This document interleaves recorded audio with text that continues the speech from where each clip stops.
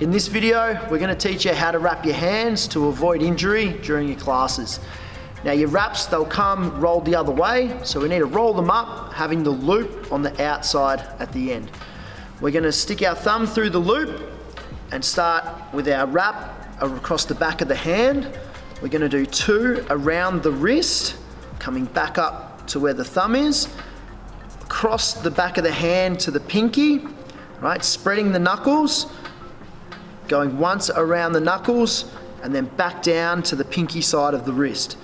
Now from here, we're always going to finish pinky side of the wrist and then come back up through, and we start our next bit from this thumb position over here.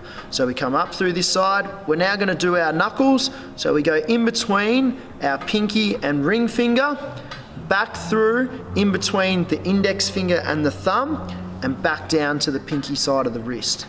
Back up from the thumb, we do our next fingers, so in between the ring finger and our middle finger, back around to the index and thumb, back down to your pinky side of the wrist, and we do that again for the index, back down to pinky side of the wrist. Then we're just going to clean it all up, so we're going to go one more around the knuckles there, coming back down to the wrist.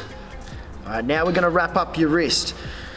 So if you've got a watch on, make sure you cover the watch coming down on the other side of the watch. Even if you don't have a watch on, still come down the forearm a little bit. It just gives the wrap something to grip onto.